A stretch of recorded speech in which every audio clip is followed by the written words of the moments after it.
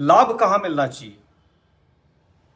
लाभ निचले तबके को मिलना चाहिए जो आर्थिक तौर पे कमजोर है, जिसके पास संसाधन नहीं है, जिसके पास उतनी सुविधाएं उपलब्ध नहीं है। लाभ तो उनको मिलना चाहिए ना, उनको संसाधनों का लाभ मिलना चाहिए, उनकी शिक्षा में लाभ होना चाहिए।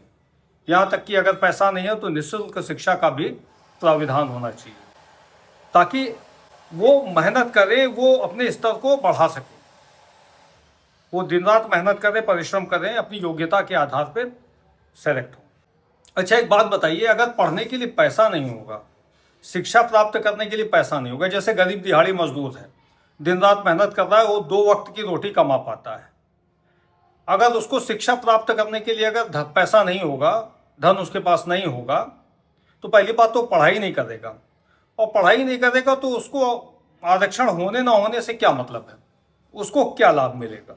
तो सबसे प्रमुख बात तो दोस्तों ये है कि आर्थिक तौर पे उन लोगों को, शोषित वंचित उन लोगों को मजबूत करना चाहिए जिनके पास उतने संसाधन नहीं हैं कि वो पढ़ाई कर सकें, मेहनत कर सकें और आगे बढ़ सकें। तो उनको पढ़ाने में आगे योगदान देना चाहिए।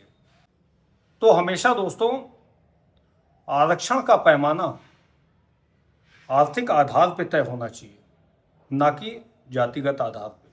कहीं ना कहीं जातिगत आधार पर अगर आरक्षण की व्यवस्था की जाती है तो इस आधार पर भी जो है एक भेदभाव उत्पन्न होता है, क्योंकि दिमाग में घर कर जाता है कि मैं तो आरक्षित वर्ग का हूँ, और सामान्य वर्ग के विद्यार्थियों के दिमाग में आता है कि अरे मैं तो सामान्य वर्ग का हूँ, ये आरक्षित वर्ग के। तो समाज में भेदभाव क्या उत्पन्न नहीं होगा? इस प्रश्न का जवाब दीजिए दोस्तों। तो सबसे मुख्य बात तो ये है कि संसाधनों को बढ़ाना चाहिए, ताकि संसाधन प्राप्त करने के बाद अपनी मेहनत परिश्रम से, अपनी योग्यता से समाज में उच्च स्तर प्राप्त किया जाए। उसकी दोस्तों बात ही अलग होती है, लेकिन